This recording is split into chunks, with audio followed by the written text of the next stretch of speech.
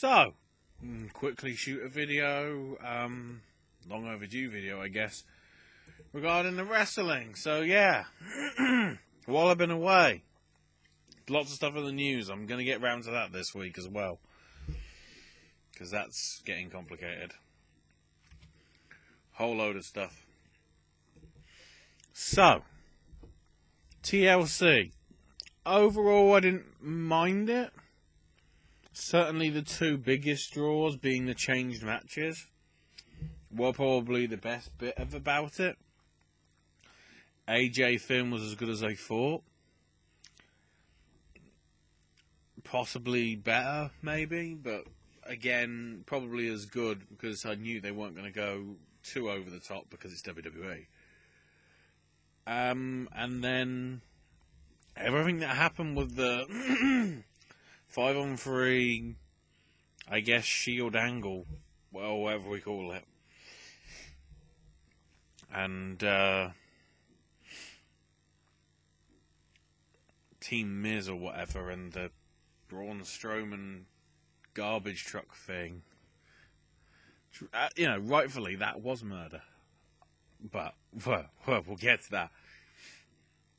And then, like, the crazy stuff last week on Raw, with AJ actually teaming up with Rollins and Ambrose, and then by the end of the night, #Under Siege happened. My question is, where was Steven Seagal and his raised eyebrow? And I don't mean Dwayne's. If you know Steven Seagal movies, at least from the 90s, pretty much every scene had him raise his eyebrow. Don't know why, just did. And then after that Under Siege thing, I was like, okay, that's interesting. Then on SmackDown, they were all bickering amongst each other.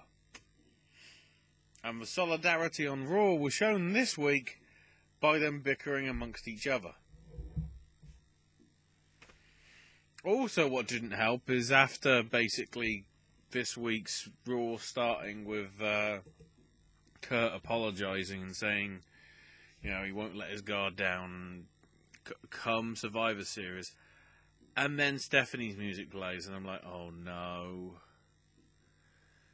We've brought her back into the angle.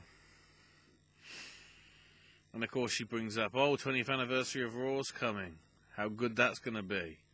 And Kurt's done a great job, and then after trusting Shane, he's absolutely shit. And your only chance for redemption is you be team captain for Survivor Series. Oh, look, he's wrestling again. Was he just going to wrestle every month now? Just drag him out? And basically, if he doesn't deliver, he's probably getting fired. Just ask Foley, as she added later on in the night when she left in her car. It was like, okay. And of course, she made it about, Shane is a manipulative fool. Don't trust him. I'm the trustworthy one. And I'm like, it's become the bloody sibling rivalry bickering again. When it was SmackDown trying to sort of justify themselves as the better brand, it made sense. Then Shane started getting involved, and I was like, there's problems here that I could see coming to a head. And then the problems got even worse when Stephanie showed up. And then, of course, you've got the whole Daniel Bryan isn't happy with it. And that weird angle. So, Miz shows up late, and Kurt rightfully goes, well, where were you when the attack happened? You clearly swarmed off, so you're defending the IC title tonight against an opponent that you'll have to find out when you wrestle. So then we're supposed to be getting Bayley versus Alicia Fox. Because yes, Alicia Fox is the team captain of Raw. This is the same week in which Summer Rae and Emma were released and Alicia Fox wasn't. What? So yeah, Alicia says she hasn't got time, so her replacement's Nia Jax. Nia's back after that hiatus or whatever that she had. And she pretty much squashes Bayley. Because, of course. And then Alicia, she's got like this captain's hat on and everyone's like, this! And she like pauses for like 7 seconds and says like, this is your captain speaking. Like, why did you dramatically pause for no reason? It didn't fit. It don't make sense, bitches. It don't make sense. Ugh. And she's apparently on the team. And then, because screw the women, here comes Mojo! Comes out and basically says, you miss me? Well, you might be saying, oh, you miss me, but where were you sending all the actual goodwill messages? You weren't there. So you clearly disrespect me, and I'm going to take all that disrespect and use it as my ammunition to take out whoever comes out. And it's Apollo Crews. Somewhat of a squash match, but actually Apollo does get some offense in, but eventually Joe's just like, sit down, when he sort of slams him sort of out of the turnbuckle area. And wins with the Coquina Clutch. And then Coquina clutches his Titus afterwards as well. So then we get Miz's IC title defense against Matt Hardy. They had a great match. Miz did retain with the Skull Crusher finale, but it was a very good match. If you try and catch at least that match, I'd say that's worth it. So then Alexa goes up to Kurt backstage and says, new talent should be coming in from like the Mae Young Classic to replace the dead weight like Mickie James. And Kurt's like, learn some respect, madam. By the way, you're in the main event of tonight's show against Mickie James with that title on the line. And I'm going, is anybody going to be watching it, though? Whee! Then we have Asuka versus Stacey Cullen. Stacey Cullen, who just so happens to be wearing very Emma-esque attire, shall we say. Do you know what that was about? Anyway, Asuka won with the Asuka lock. And then Kurt's like on his phone, like looks off and he's like back on his radio, like, they're here, they're coming, be ready. And Daniel Bryan's there. And Daniel's like, look, I had nothing to do with what Shane did. I've come alone. Shane doesn't even know that I'm here. And, I didn't agree with what he did. I feel that there should be competition, but it shouldn't be sort of caught off guard. It should be fair competition. And Kurt's just like, look, you're staying in this office. I can send a message that you better be ready to get destroyed at Survivor Series.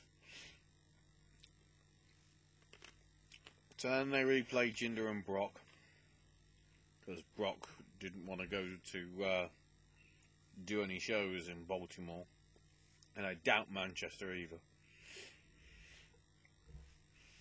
And then Daniel's on the phone saying, yeah, things didn't go, trying to just talk it over with Kurt. And then the lights go out. And then says, call me back. Which just so happens to be after the commercial break. And he's like, look, I'm sick of all this bickering, Shane doing what he's doing, and now Kurt. He's locked me in this room. And then he's like, hang on, something isn't right. And hangs up the call. And you just see through the phone light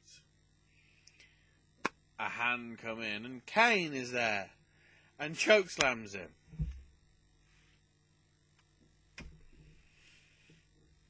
I'd like to know why he thinks he's a monster, or some sort of like force to be reckoned with. Honestly. So then we get Balor versus Cesaro, which is a pretty good match. In fact, very good, actually. Balor winning with a double stomp to sort of the back of Cesaro's back as he's sort of leaning down, sort of thing. So not the coup de grace of sorts. A coup de grace of sorts, but not exactly. But good win. And then Kane shows up and Tombstone pole drives Finn on the stage. And goes to the ring and then Sierra Hotel, India Echo. And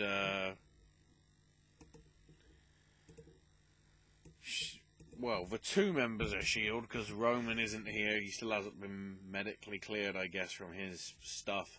Worth mentioning, JoJo was there. There was a big cheer when Bo was back. Bray's still dead, apparently. I guess Roman's still dead. We'll have to see. So yeah, when we get Kane versus Seth Rollins, which was an okay-ish match. Solo and Sheamus actually stayed at ringside to watch and did get involved. They beat down on Ambrose. Seth made a dive to the outside to make the save.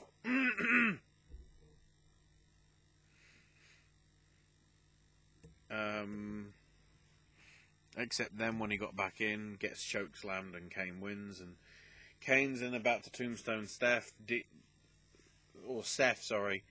Dean runs in, hits him with dirty deeds. And Kane kips up. Because no selling. Ambrose gets tombstoned. Then Seth gets tombstoned anyway. And Cesaro and Sheamus look happy. Kane heads to the back. And Kane looks happy as well. And then the EMTs and the officials are checking on Daniel Bryan as he's taken away. I guess for assessment at a medical facility and whatever. At this point we get to the third hour. So it's like, okay, some people probably aren't watching this.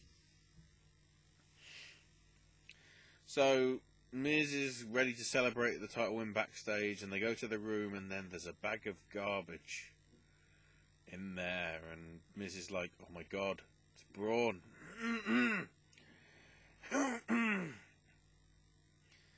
And then he finds Kane backstage, and he's like, Braun's here. And Kane's like, fine. He knows where to find me. And Miz is like, wow, what a great team we are. And he's like, you're on your own, son. So now we're getting a trick or street fight. Does that make sense? Between Heath Slater and Rhino as Santa Claus and Mrs. Claus, including Rhino basically wearing big women's knickers and whatever, versus Luke Gallows and Carl Anderson as Tex Ferguson and Chad Too Bad.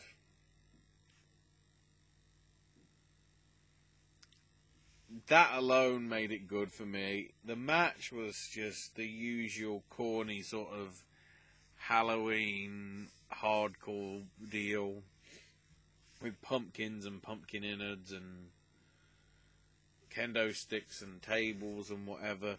The finish was Anderson got a pumpkin head and put it on the turnbuckle. Luke put his on, but got it the wrong way around, so he couldn't see anything. So Anderson goes for the dive, but gets caught by Rhino, so he gets slammed through the table. And Rhino gets the pin, and that happened.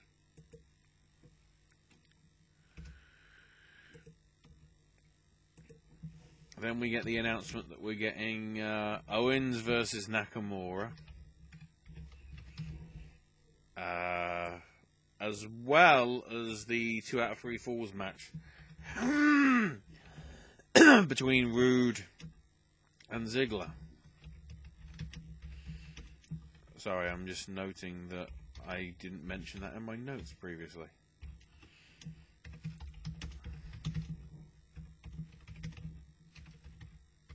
Survivor Series.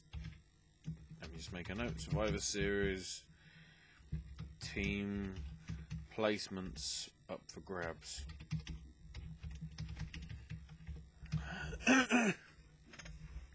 See, part of me is thinking actually Owens and Zayn are not even going to be part of Survivor Series.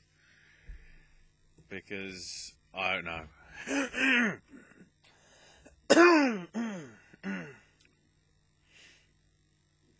And then Miz is like talking with Sheamus and Cesaro, saying like, you know, what we're going to do about him. And this is like, don't worry, it's probably just in your head.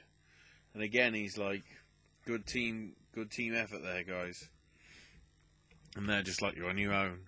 And Miz immediately gets on the phone and says, pack the bags, guys, we're leaving now.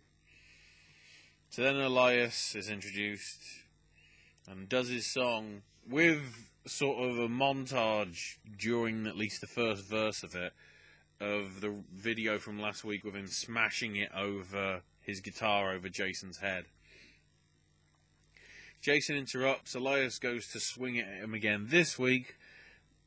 Jason dodges it, gives him the belly-to-belly suplex, which forces Elias to escape the ring. And then Jason gets the new guitar and puts it in the sort of corner on the floor and stamps his foot through the guitar and throws what's left of the wreckage at Elias. And then what I did love was Elias sort of going, this wreckage here, I know why you threw it at me, because it's a symbol of what I did to you last week. It's like, fair play, Elias. Good. I like that. And then Miz is talking about how stranger things are occurring and a demigorgon is pursuing them. So yeah, stranger thing nods. And then Kurt bumps in and says, wait, so you arrived late and you're trying to get out early? No. You're staying here until the show's over, or else.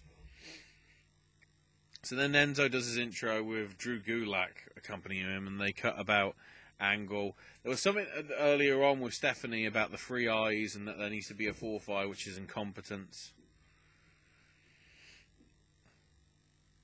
And then Enzo's like, yeah, incompetent GM. And Gulak says, I've got one word to describe this. S-O-F-T. Soft. It's like, yes. Somebody finally did it. And Enzo's just like, I don't know how you do it, man. Gulak's taking on Kalisto. This match went like 2 minutes and Kalisto won with Selena Del Sol. No, this needed more time. I hope it gets more time actually next week. Or something. Who knows? And then immediately after Kalisto wins, Enzo attacks him and leaves him laid out in the ring, and he's celebrating on the apron or whatever. And like, that's your cruiserweight contribution for tonight. Just that. Brilliant. They do announce though that tomorrow night there is a Fright Night Fatal 4-Way featuring Mustafa Ali, Gran Metalik, Tony Nese, and Araya Daivari.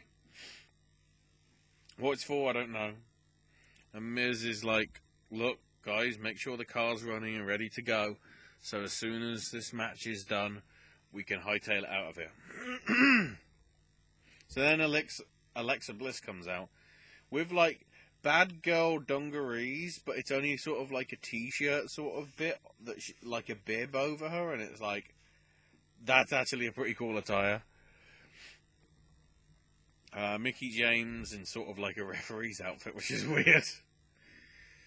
As they recap the stuff that happened last week. Pretty good match that they had. And then Alexa just like won with a sort of a knockout punch. It's like, okay. Is she Big Show now? But Alexa retains. So then Miz is like, right, we're going. Because they cut to sort of it backstage and they're leaving the locker room and whatever, and then we get to it and they get to the car and they're hurriedly putting the bags in the back and getting in the back and relaxing like, oh, home free. And just as the car's about to leave, a dump truck, a garbage truck if you will, reverses and blocks the path. And then they're like, what's going on? And then they sort of, I guess, look through the windshield because somehow they can see it in a long limo like that. And it reverses closer to the car. Doesn't. At first I thought it was going to run it over and it's going to be like, okay, more murder. But it reverses until there's probably like a few meters between the car bumper and the back of the truck. And then the arched bit of the truck begins to lift. And all the rubbish that's inside it is getting pushed out. And eventually, as if it's like a Terminator, probably some sort of nod to Kenny Omega or something, I don't know, Braun comes up on sort of in front of the bonnet, and they're just like, we need to get out of here. And Miz and Mr. Raj flee. Braun goes over the top of the bonnet and over the roof to jump onto the loading bay higher area to pursue them. Alexa celebrating away in the ring, and then Mr. Raj basically get thrown out from backstage onto the ramp, and they get taken out. Braun goes to the table, the announce desk, and is ready to put Miz through, but then Mr. Raj make the save. They then all three in turn get thrown down the ramp. Some of them sliding, some of them rolling, whatever. And gets Miz, puts him in the ring, goes to running power slam him, but Curtis Axel makes the save and Miz manages to escape.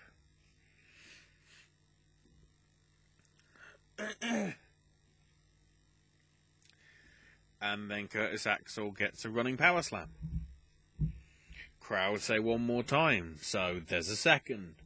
Crowd say one more time, so he delivers a third, and a fourth, and a fifth. It's like, wow. And then he picks him up again. Well, actually, no. He rolls him out the ring, and the crowd are like, boo. And all this time, sort of Miz and Dallas are sort of looking on from sort of the top of the ramp where it meets the stage. And Braun picks up Axel, puts him on his shoulder, carries him on his shoulder all the way over to the stage, and running power slams him through the announce desk. Braun! And the crowd are going in, and it's like, oh my god. He's finally made it, everybody. He's finally made it. This is proof why Braun is actually a pretty damn good character. We hated on him a lot, but he's honed his craft. They've given him the right sort of gimmick. And to me, he's a better threat to Brock Lesnar than Roman Reigns is. Easily. So yeah. The interesting thing about next week's Raw, though, is I'll be reacting to it, I guess, twice. Because, of course, it's Manchester, England. Which means I react to the spoilers, and then I'll react to what I actually see. The other complicated issue with this week is everything in US time is running an hour earlier for me. Because of our clocks going back an hour a week before they do in America. So yes, I get to go to sleep early, but then it's also, I've got more pressure to get a video actually over to Owen in time. The aim will be tomorrow to make up for the lack of content from me from last week. I'll be doing my thoughts on the Sony Paris Games Week stuff. I did have a notepad. I was going to do it earlier, but lost track of time. So that'll be coming. There will be some indie stuff covering the results from the last couple of weeks and what's coming up this first week of November, I guess, as we build towards... trying to think. Well, I guess the big thing this week will be New Japan's Power Struggle on the 5th. So we'll talk about that. And there will be a news one because of everything. Especially because, you know, everything that's developed in terms of Impact and the other stuff. The WWE stuff and all those complicated situations. Ring of Honor really trying to go head-to-head with WWE/NXT, because NXT is clearly trying to go head-to-head with Ring of Honor, and all that sort of stuff. All that will probably be coming in the next week. More than likely it will be, but I don't want to give a definitive yes to it. Or that sort of yes, I don't know. But yeah, the aim will be some gaming content tomorrow. Thursday will be the usual sort of indie wrap-up and preview. And then probably in time for perhaps Friday or Saturday, more likely Saturday, there'll be a new sort of recap and my thoughts on some of the stuff. Because Impact pizzas need to be talked about. Probably. So there you go. That's me for Raw. If you know, feel free to check out the other content. There's Sip and Snacks from myself and Owen from the past few weeks. AJ's movie reviews have been on over the weekend as well, so check them out if you haven't. And until tomorrow, boys and girls, that's all I've got to say about that.